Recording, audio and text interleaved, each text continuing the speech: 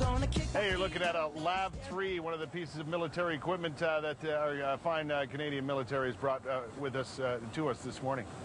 That's an SBS over there, and that's a Buffalo over here, Langer. Don't pretend you really know what it is that you're talking about. I knew right AHSVS because I was trained.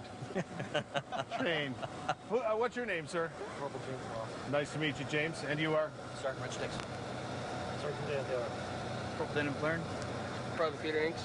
Okay, and who do you have with you there? I've got Sergeant John Mason. Great to have you guys all on the show. Yeah, you know, we were discussing some of the things that are behind us, and I was saying it's fascinating to see the people who are actually behind the design of what they're thinking about doing here.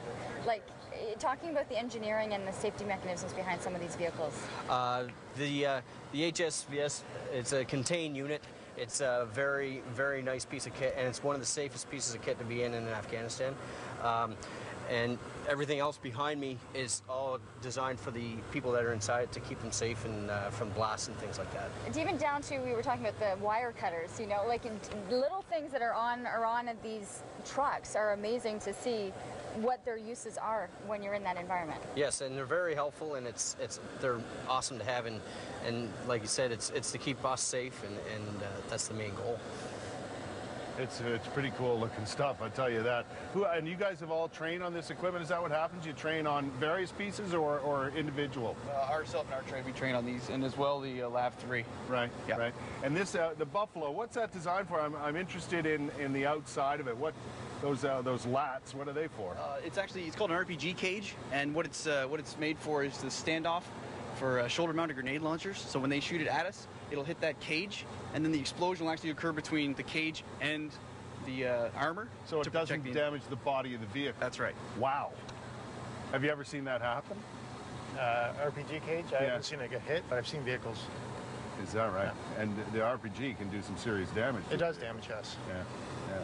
So you guys, the point is you train on various pieces of equipment, right? So you're well versed in anything that you might have to use. Absolutely. I mean, I started out my career with an HLVW and an MLVW, moved on to a tank, and now I'm on the Lab 3 Laureate. On the Lab 3? Yeah. Yeah, which is pretty cramped quarters in there. Actually, we could fit 6 guys in the back. Then you got your crew commander, your gunner, and your driver. What was Hopper talking about? He could hardly squeeze in there. Well, that's the thing, though. We're not talking about comfort. You're not comfortable in there. Variants that you have that can fit different needs, command structures and stuff like that, or just mounted troops. Depends on what you're doing. Right. Yeah. And it must take some time, I guess, to learn the different intricacies of all these vehicles and the equipment that you have to use, right? Yeah, it does. I mean, they give us the time and the training to do that. Right. So. And, you know, it's key. And I know we're some of the best trained, if not the best trained soldiers on the planet. So I like to believe so, yeah. Yeah, yeah. And it's something that you got to live up to, isn't it? It is. You really have to know your stuff. Yeah, we do. And we do a lot of training, and we keep it going all the time. Yeah. It's nonstop. You know, when they're talking about what it is and seeing if there'd been a shoulder, grenade launch, I'd be like running the other way, you know, and that's the difference, right, is that you see it and you drive right into it.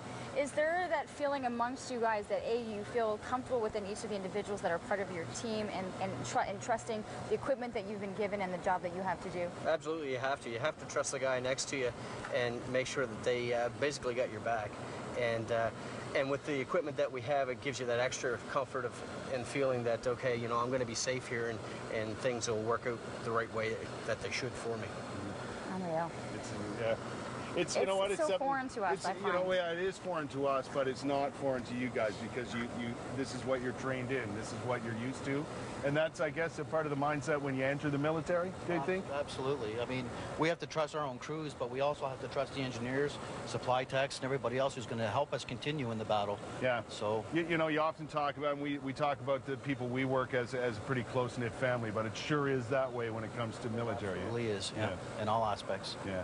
Guys, thanks so much for coming down to see us today. We really appreciate it and bringing this equipment, but it's nice to meet you and talk to you in person. Thanks for having us here. It's fantastic, eh? Absolutely beautiful. Jeff Hopper, I know you enjoyed getting in the Lab 3. It was great. Yeah. Thanks, Kurt.